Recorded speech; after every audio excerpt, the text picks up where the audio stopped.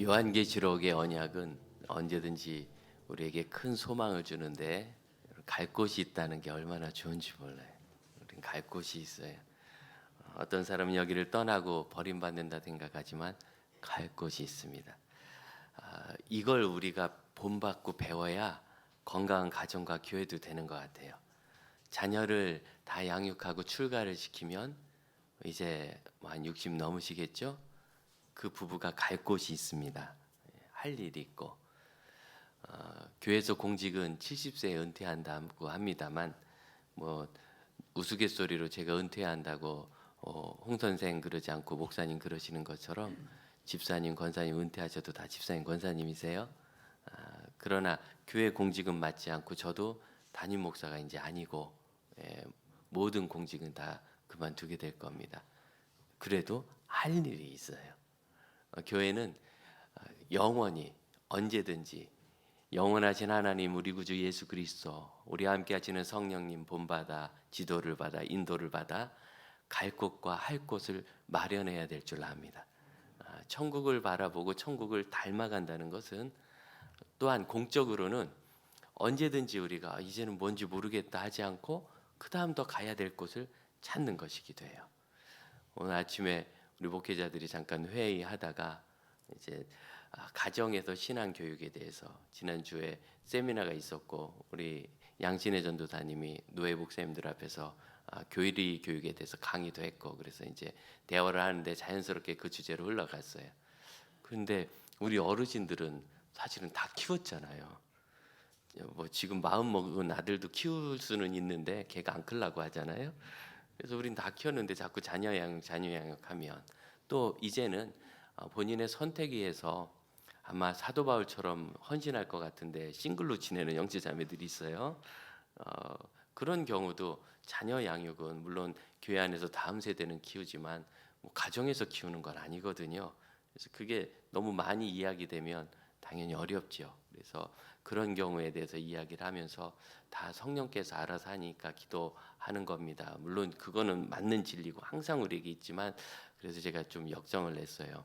그거는 아무런 대안도 세우지 않은 것이고 그런 싱글 가정과 그 다음에 아이 양육이 어느 정도 끝난 가정으로 해서도 갈 곳을 만들어내 주는 게 교회고 사실 지혜가 부족하니까 그걸 우리 성령께 구해서 어떻게 하면 좋습니까 하고 찾아야죠.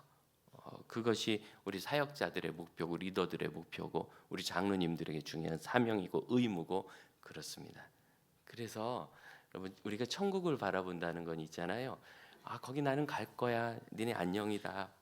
이것에 더 머문 것이 아니라 거기 내게 갈 곳이 있는데 내가 저렇게 갈 곳이 있는 것처럼 내가 지금 어딘가 가고 그리고 누군가 이곳으로 올 수 있도록 자리를 마련하는 것까지 적용이 되어야 되는 줄 압니다. 그래서 기독교가 현실을 떠난 종교가 아닌 거예요. 여러분 우리는 영혼 전문가입니다. 믿습니까? 우리가 얘기하는 모든 것은 영적인 것이며 영혼과 관련된 겁니다.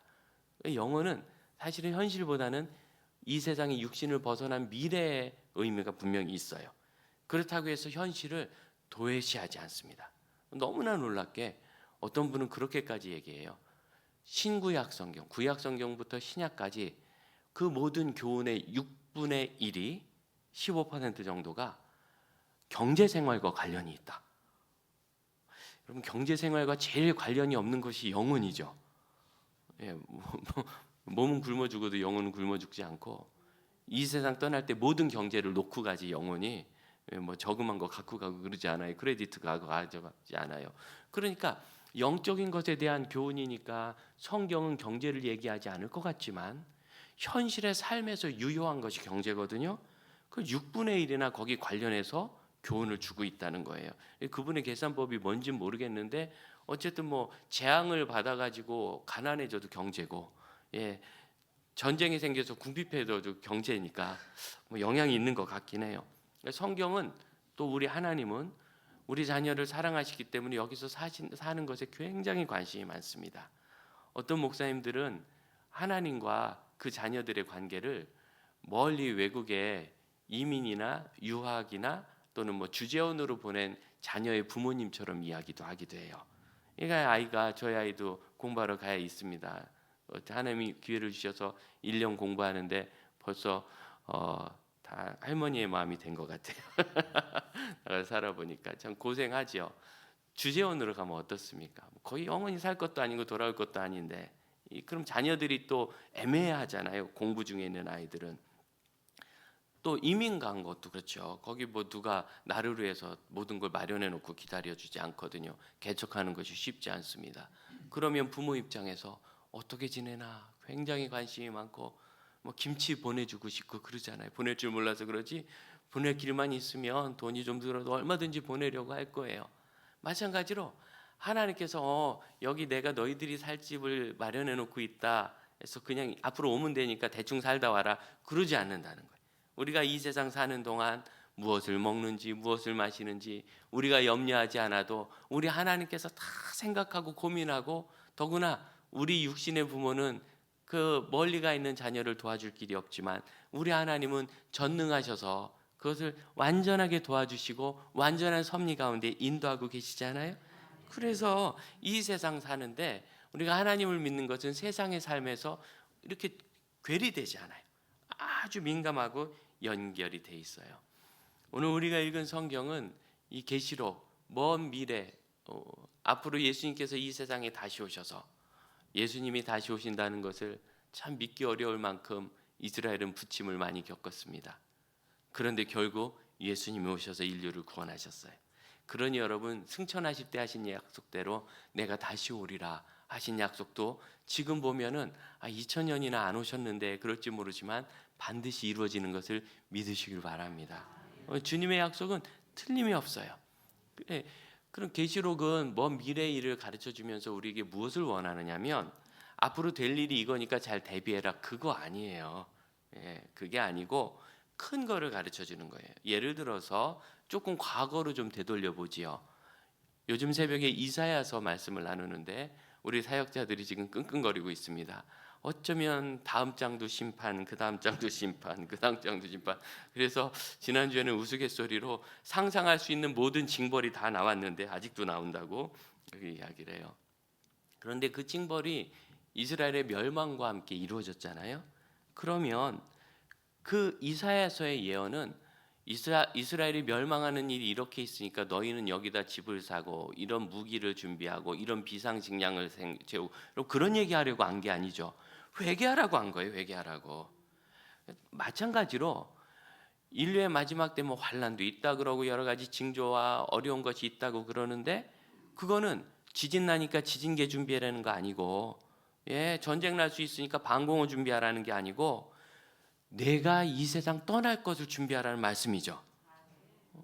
여기서 그냥 하루하루 사는데 급급하지 말고 이 세상은 종말 있고 하나님 나라가 이루어지니까 그 하나님 나라를 예배하라는 건데 여기 미래에 대한 이야기니까 이걸 가지고 아주 교묘하게 이야기해서 뭐 이단들은 심지어 새하늘과 새 땅 신천지라고 자기네 이름으로 갖다 쓰기도 하고 이걸 가지고 공포심을 자극해가지고 두려움에 빠져서 가스라이팅 될 수 있도록 그렇게 만들기도 하고 그 다음에 제일 큰 부작용 뭐냐면 아까 말씀드렸듯이 하나님 우리가 이 세상에서 바르게 살고 건강하고 행복하고 풍요롭게 사는 걸 원하세요. 그걸 어떻게 하느냐? 에덴 동산이 되게 풍요로웠어요. 그걸 원하세요. 그래서 큰 부자가 아니어도 하나님이 주신 것 안에서 세상 안에 주신 선한 것을 잘 누리시기를 바랍니다. 저희 선배 목사님 중에 한 분은 오늘은 뭘 먹습니까? 네, 오늘은 설렁탕인데요. 너무 좋아하면서 천국에 가면 설렁탕은 없을 거라고. 왜냐면 소를 잡아야 되는데 거긴 죽음이 없잖아요. 그러면서 천국 가면 못 먹으니까 여기서 맛있게 먹자고 그러면서 가세요. 여기 있는 동안 잘 즐기고 행복하라고 하나님이 하신 거예요. 그런데 이 계시록을 잘못 가르쳐서 잘못 배우는 것의 가장 큰 증거는 뭐냐면 이런 종말이 오니까 집 팔고 논 팔고 밥 팔아 가지고 필리핀 어디로 도망가고 피지 어디로 가고 어디에 안전한 처소가 있다 도망가고 이게 제일 큰 잘못이에요. 그러니까 계시록은 배울수록 어떻게 되느냐면 하나님이 지금 보내신 여기에서 내가 인간적인 욕망으로 대충 살지 말고 하나님 뜻대로 살아야 된다 이거예요. 우리 목사들이 잘못된 목회, 잘못된 목사가 뭡니까? 분명히 이 세상 떠나도 천국 간다는 걸 알고 그 성도들에게 가르치면서도 세상에 쌓아놓기 바쁘면 목사는 잘못된 거예요. 그러니까 이 종말론을 가르치는 사람들이 사람들을 이렇게 옥죄해가지고 천국 갈 준비가 아니라 여기서 살아남을 준비를 하고 국리를 한다면 잘못 가르친 거예요. 이 계시록의 말씀 최종적인 걸 얘기해 봅시다. 21장, 22장을 뭘 우리에게 보여주는데 집중하냐면 우리가 앞으로 갈 아름다운 천국이 얼마나 놀랍고 아름다운 것인지 이따 가셔서 22장 적어도 중간까지는 좀 쭉 읽어보세요. 그 천국에 관한 정말 표현 수많은 은유와 상징들이 있는데 그걸 가지고 이제 뭐 이 보석의 의미는 뭐냐, 만호는 뭐냐 이런 거 얘기하는데 이런 그런 거는 해석하면 안 돼요. 왜냐하면 성경에 그것이 무엇인지 명확한 근거를 주고 있지 않아요. 그냥 아름답게 해주신 것이고 12이라는 숫자는 우리가 얼마든지 해석할 수 있어요. 그렇죠? 12지파 상징으로 온 인류의 모든 예수 믿는 사람을 의미하는 거예요. 그런 건 쉬워요. 근데 뭐 그 보석이 어디에 있었다 뭐 이건 귀한 보석이다 이 정도는 좋지만 그건 무슨 피고 무슨 양이고 이렇게 얘기하는 것은 자기 생각을 집어넣어서 뭘 구조하려는 그래서 정말 중요한 진리를 놓치게 만드는 문제가 있어요. 여러분 이 하늘나라 이 아름다운 천국의 핵심은 뭐냐 반복되는 단어들을 한번 우리 프리셉트 연구하듯이 찾아볼까요? 그러면 2절을 보면 이 하늘나라는 하나님께로부터 하늘에서 내려온 그런 나라예요. 3절 중간을 보시면 하나님이 그들과 함께 계시고 그래서 그들은 하나님이 우리가 하나님 백성이 되고 하나님은 우리와 친히 강조 단어를 하나 넣었죠. 아주 친밀하게 함께 하세요. 7절을 봅시다. 7절 하반절 하나님은 우리 하나님이 되고 우리는 하나님의 자녀가 됩니다. 하나님이에요. 10절을 가보십시오. 10절 중간 하나님께로부터 하늘에서 내려오는 성 다시 반복합니다. 22절 보세요. 22절 23절은 저는 제일 중요한 부분이라고 생각해요. 같이 한번 읽어볼까요? 성 안에서 내가 성전을 보지 못하였으니 이는 주 하나님 전능하신 이와 및 어린 양이 그 성전이심이라. 아멘. 여기 먼저 보면 성전 이 요한계시록의 말씀을 성령으로부터 감동받아 기록하는 이 환상을 본 요한은 성전 예배를 드리던 유대인입니다. 그런데 이제 이 성전이 아마 이 계시록 기록할 때쯤이면 어쩌면 로마에서 멸망한 이후일 수도 있어요. 아직 드리고 있든지 그 이후든지 상관없이 그들은 늘 성전에 매여 있었는데 이제는 그렇지 않아요. 이 성전은 하나님의 자녀들이 하나님께 나가서 기도하는 것이고 하나님을 만나는 것이에요. 근데 이제는 늘 하나님이 만나고 계세요. 핵심인 하나님이 늘 함께하고 계시니 성전이 더 이상 필요치 않아요. 23절입니다. 같이 읽어볼까요? 그 성은 해나 달의 비침이 쓸데없으니 이는 하나님의 영광이 비치고 어린 양이 그 등불이 되심이라.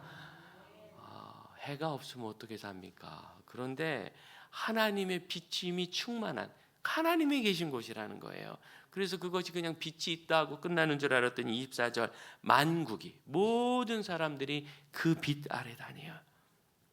우리에게는 많은 어두움, 우울함, 두려움 이런 그것이 더 없습니다. 22장 1절 보세요.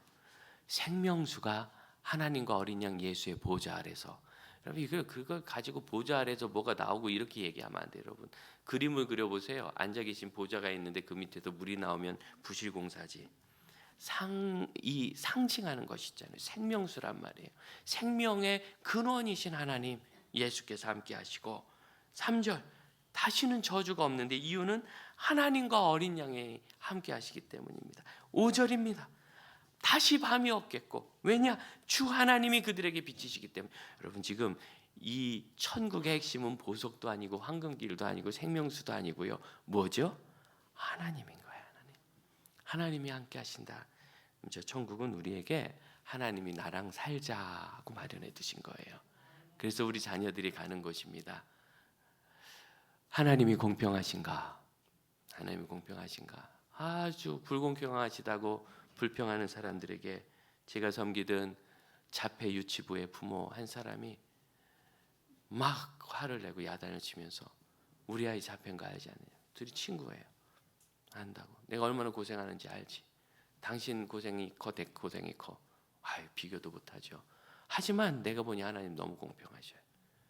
아니 자폐 아들을 이렇게 키우고 있는 나도 하나님 공평하다고 하는데 당신이 뭔데 하나님 불공평하시다고 하느냐고. 그럼 하나님이 공평하신 이유는 여기서 모든 사람의 생활 수준이 똑같고 사는 아파트 평수가 똑같고 공부한 게 똑같고 존경받는 게 똑같아서가 아니에요. 이 100년, 120년 인생은 층이 지고 부침이 있지만 어둠도 있고 우울함도 있지만 이게 다 지난다는 거예요. 이게 안 지나고 영원히 계속된다면 불공평할 거예요. 이게 다 지나요. 그리고 나서 뭐가 되지요? 영원한 하나님의 나라에서 모두가 하나님의 자녀로 완벽한 삶을 삽니다. 그래서 공평한 겁니다. 그래서 공평한 겁니다. 아마 진짜 있었던 이야기 같아요. 충분히 있을 만한 이야기고 그런데 계속 이야기가 회자되면서 버전이 여러 개 생겼는데 제일 고전적인 건 이런 겁니다. 어떤 선교사님이 아프리카에서 평생 선교를 마치고 이제 은퇴하고 우리 GP 선교회는 은퇴도 아예 없어요. 그냥 목사들처럼 일정한 나이가 되면 공직만 그만두는 것이고 그 다음부터 건강 허락하는 대로 선교를 계속하세요. 근데 이제는 더는 어려운 거예요. 몸도 아프고 현지에 짐이 될 수도 있고 오래 살다 보니 요즘에는 치매 같은 것도 있잖아요. 그러니까 연세가 들면은 이제 더 이상 있을 수 없으면 복귀하게 됩니다. 그 고국 선교부에 얘기했더니 선교부에서 은퇴 선교사를 위한 마지막 휴양소 같은 것을 주었어요. 이제 혼자 돼서 트렁크 2개를 몰고 배에서 내렸는데 이제 주소를 받아가지고 그때 무슨 일이 있었는지 아무도 마중도 안 나왔네. 보통은 마중을 가거든요. 그래서 선교사님 당신은 외롭지 않습니다. 이 메시지를 하려고 마중을 가고 우리 교회 관련된 선교사님도 오신다 그러면 우리 목사님, 집사님, 장로님들이 어떻게든 시간이 내서 꼭 공항을 가려고 애를 써요 저희가. 그런데 못 갈 수도 있죠. 그냥 아무도 안 온 거예요. 합승마차를 타야 되는데 주소를 가지고 그래서 두리번거리고 있는데 어디서 막 야단스러운 음악 소리가 난단 말이죠. 보니까 저 못해 그리 으리으리한 증기선이 돌았는데 거기 아프리카 순교항을 마치고 온 대통령이 내려요. 가서 국빈으로 가서 외교도 하고 대접 잘 받고 특별 여행으로 코끼리 사냥하는 데도 갔다 오고 그리고 왔더니 군악대와 의장대가 나와서 막 대통령 왔다고 환영을 하는 거예요. 그걸 보고서 와 그러다 이제 마차 타고 어떻게 해서 선교사 숙소까지 왔어요. 작은 방입니다. 어떤 건지 궁금하고 싶으면 여기 있는 GP 선교에서 4층 5층 가보세요. 작은 방 테이블 하나 침대 하나 캐비넷 하나 이 다예요. 그래서 이제 짐을 거기다 안내받고 내려놓고 잠깐 앉아서 도착 기도를 하는데 마음이 울적해요.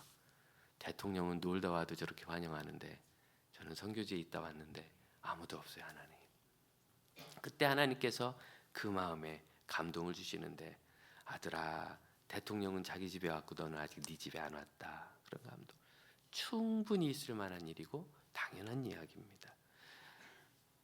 제가 20대 이 이야기를 전해 듣고 깊은 감동을 받았어요. 우리는 이 세상에서 외로운 이유가 아무리 좋은 곳에 가도 거기가 우리 집은 아니기 때문이에요. 여관이나 호텔급은 될라나 여러분 집은 우리 주님께서 마련하신 바 저 천국에 있는데 그 집의 핵심은 왜 거기가 좋은 곳이냐? 우리 하나님이 거기 계시기 때문입니다. 하나님은 지금 여기도 계시지만 내가 잘 못 느끼잖아요. 근데 거기는 하나님이 계세요. 하나님이 거기 계시다는 증거는 수두룩 빽빽해서 쌓이고도 넘쳤습니다. 보지 않고 듣지 않으려 하니까 그렇지. 안 그러면 우리가 어떻게 여기서 이렇게 하나님 앞에 예배하고 여기 계신 분들이 뭐 박사도 있고 의사도 있고 법조인도 있고 수 없는데 어떻게 그게 여기 먹혀 들어가겠어요? 가짜면 다 너무나 분명한 거지요. 아마 그 선교사님의 마음 중심에 하나님께서 분명히 메아리를 주신 거예요. 내 집은 아직 오지 않았다. 여러분 우리가 가는 집이 있다는 걸 믿으시기 바랍니다. 그 집에서 하나님이 우리에게 해주시는 것 중에서 정말 할 수 없는 감동을 주시는 것이 4절이에요. 4절. 모든 눈물을 그 눈에서 닦아주시니 다시는 사망이 없고 애통하는 것, 곡하는 것, 아픈 것이 있지 아니하리니 처음 것들이 다 지나갔습니다. 처음 것을 고쳐 쓰라고 안 하시고 지나갔다고 얘기해요. 이 새하늘과 새 땅, 우리의 천국도 이 세상에 있는 거 재활용한다 안 하고 하늘로부터 내려와서 완전한 것으로 주신다고 말합니다. 그래서 우리는 상상도 할 수 없어요. 이 세상은 완전 개념 자체가 없으니까. 순금이라 해서 완전한 줄 알았더니 99.99%라고 하잖아요. 이 세상 완전히 없는데 거기는 완전히 있습니다. 모든 눈물을 그 눈에서 씻기시니, 이 말씀 들을 때마다 감동과 경외감이 든다니까요. 눈물을 씻겨 주시니 여기서 억울한 거, 속상했던 거, 다 못 누린 거, 아쉬운 거 아무것도 아니구나. 또 하나, 이게 하나님께서 나를 보실 때 눈물이 있어야 되는데 너무 편하게 놀다 와가지고 얼굴에 기름이나 흐르면 하나님께서 놀래가지고 저기 천사야 기름 종이 좀 갖고 와라. 저 목사는 쉬다 와가지고 얼굴에 기름만 넘치는구나. 눈물은 없고. 이러면 어떡하나. 그러지 않으려고. 우리가 눈물이 있어야 되는 이유, 여러분 무엇을 위해 울겠습니까? 나를 위해서 울겠습니까? 그래야 될 때도 있죠. 그러나 여러분 그 눈물을 하나님이 씻겨주시는 것으로 하나님 앞에 우리가 부끄러움을 느끼지 않겠습니까? 하나님의 나라를 위해서도 울고 내 가족을 위해서도 울고 이웃을 위해서도 울어야지요. 내 사랑하는 사람들을 위해서 울 뿐만 아니라 내가 알지 못하는 멀리 있는 사람들을 위해서도 울어야지요. 그래야 우리 주님께서 그 눈물을 씻기실 때 너는 어린애같이 징징대는 눈물이었구나 하지 않고 정말 성숙하고 하나님 닮은 마음의 눈물이었구나 그러시지 않겠습니까? 눈물 닦아주시는 이 집이 우리에게도 감동이지만 이 요한계시록의 말씀을 듣던 사람들, 요한시대 로마의 박해를 받던 성도들, 참 입에 담기 민망하지만 그 성도들의 몸에서 기름을 짜내서 사람 기름으로 도시의 등불을 밝혔다는 기록이 있습니다. 예수 믿는다는 이유 하나로 처절한 죽음을 당할 때 그들이 근심하는 건 이거예요. 하나님 안 계시면 어쩌나. 이게 아니에요. 하나님은 계신데 왜 내가 이렇게 고통을 당하는 걸, 내가 도움을 못 받는가? 혹시 내 믿음이 잘못된 것은 아닌가? 그때 요한이 위로하는 겁니다. 이들은 너무나 잔악한 바벨론처럼 사악해서 너희를 박해하지만 유대인들을 박해했던 그 잔혹했던 바벨론이 심판받았던 것처럼 이 로마 제국도 심판받으리라. 계시록 18장 2절에 보면 바벨론 심판이 나오는데 이게 요한 당시에는 여지없이 로마에 대한 심판 메시지고, 그리고 여러분 이 시대에도 이 심판은 계속됩니다. 이런 이야기를 하면 목사님 그럼 7년 대환란은 언제 있고 휴거는 언제 있고 천년왕국은 언제 있나요? 여러분 이제 그걸 다 버리세요. 그게요 전근대적인 시대에 성경을 깨다 맞춰서 숫자로 맞추기 좋아할 때 하던 얘기예요. 이제는 이 계시록이 우리에게 주고 싶었던 본래 메시지에 집중해봐요. 환난 당하느냐? 압제자가 있구나. 그 바벨론 심판된다. 그러나 너희는 영원하다. 그 환난을 지날 수도 있고 지난 다음에 제가 있을 수도 있잖아요. 제가 100년 전에 목사가 됐으면 어디서 죽었겠죠. 제가 만일 이슬람 지역 어디서 목사가 됐다면 지금도 계속되는 협박과 죽음의 공포에 시달리겠지요. 저는 참 제가 연약한 걸 하나님이 아셔서 거기다 그때 안 갖다 두시고 여기 이렇게 착한 여러분들과 함께 묵결하게 두셔서 감사하다고 말할 수도 없이 부끄럽습니다. 제가 그럴 능력이 되면 거기다 두셨을 텐데 그럴 그릇이 되면. 이 당시에 카타콤 그 지하 무덤에 가면 수많은 관들 사이에서 우리에게 깊은 감동을 주는 요만한 한 자짜리 관이 있어요. 영아가 죽어서 이 아이는 그 지하 무덤에서 태어나서 한 번도 햇빛도 보지 못하고 그래도 죽은 겁니다. 햇빛을 한 번도 보지 못한 내 아들 딸을 거기에 묻어야 되는 성도들의 마음이 이해되십니까? 그분들을 위로하고 싶으셨어요. 갈 곳이 있다고. 또한 이 시대에 우리에 대한 위로가 있지 않습니까? 우리도 어두움을 지납니다. 우리도 그늘을 지나고 우리도 고통이 있어요. 그때 주님께서 뭐라 그래요? 내가 버림받은 것도 아니고 믿음이 잘못된 것도 아니고 이 세상이 원래 그렇다. 거기는 너희가 영원한 집이 아니다. 앞으로 갈 집은 그렇지 않으니 두려워하지 말고 믿음에 굳게 서라. 그게 교회 시록인 거예요. 그러면서 하시는 말씀이 21장 2절, 이 영원한 천국은 신부가 남편을 위하여 단장한 것 같더라. 부부의 비유에서 이야기를 해요. 그 아름다움과 순결함과 정결함과 준비됨이. 그런데 여러분 에베소서 5장 25절을 보시면 신약 316면에 있습니다. 이 부부의 은유가 한번 이전에 나와요. 남편들아 아내 사랑하기를 그리스도께서 교회를 사랑하시고 그 교회를 위하여 자신을 주신 것 같이 하라. 이 그리스도께서 사랑하신 신부 그 교회를 위하여 예수님이 자신을 주셨대요. 바로 저와 여러분 우리 이 교회입니다. 그래서 여러분 영원한 새하늘과 새 땅이 신랑 되신 주님과 우리 성도들을 위하여 신부처럼 준비됐다면 이 땅에 있는 그것을 닮은 지점과도 같고 모형과도 같은 것이 교회입니다. 차이가 있다면 거기는 완전하고 우리는 완전하지 않으나 완전한 것을 소망한다는 차이가 있어요. 여러분 천국을 바라보는 사람들은 지금 여기서 그 천국을 누리고 이루면서 살아가기를 바랍니다. 그래서 여러분 이 올해 주제 헤븐리 홈을 담아서 기념품 만드는데 이게 포스트잇이에요. 이렇게 나오는데 여기 우리 주제 말씀도 있고 우리에게 영원한 집이 있으며 지금 우리가 살고 있는 이곳이 그런 영원한 집이 된다고 여러분 꼭 믿으시고 소망하시기를 바랍니다. 너무나 슬퍼하면서 하나밖에 안 주냐 그래서 꼭 2개가 필요하면 가져가라고 했으니까 이렇게 얘기하면 우리 목사님들이 싫어하는데 부족하다고 어쨌든 그렇습니다. 가서 보시면서 계속 생각하시기를 바라요. 우리에게 헤븐리 홈이 있고 그리고 여러분 여기 있는 이 교회가 여러분의 천국 같은 집입니다. 천국은 아니고 같은.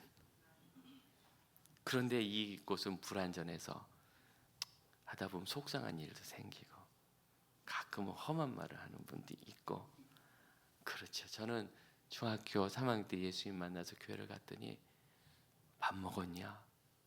진실로 나를 그렇게 물어보고 그래서 지내는 건 괜찮니? 아픈 데는 없니? 좀 마른 것 같다 얘기도 해주고 언제 수련회 가는데 너 꼭 같이 가자. 돈 없으면 내가 내줄게. 이런 분도 계시고 야 세상에서 이렇게 좋은 곳이 있나? 물론 불편한 것도 많았어요. 그 중에는 뭘 말 그렇게 싸납게 하시는지 굳이 싸나움 담당이실 필요는 없는데 싸나움을 담당하시는 분도 계시고 그 다음에 열심히 일하다가 올라가느라고 좀 늦었는데 늦게 왔다고 밥 퍼주면서 그렇게 구박을 해. 차라리 주질 말지. 그런 분도 계시고 그 다음에 왜 교회에 있느냐고 학교 안 가고 갔다 왔는데 꼭 그러시는 그런 분도 계시고 참 여러 가지. 그리고 심지어 상당한 폭력적인 일에도 제가 직면합니다. 폭력에도 교회는 그런 여러 가지 불편한 일들이 있지만 완전하지 않으나 여러분 예수님께서 물로 씻어 말씀으로 거룩하게 하시고 티나 주름 잡힌 것이나 흠 없는 것이 하나도 없게 온전하게 감싸 주신 거예요. 이 얘기는 티도 있고 흠도 있고 주름도 있다는 거예요. 그런 예수 피로 그걸 덮으셨다는 겁니다.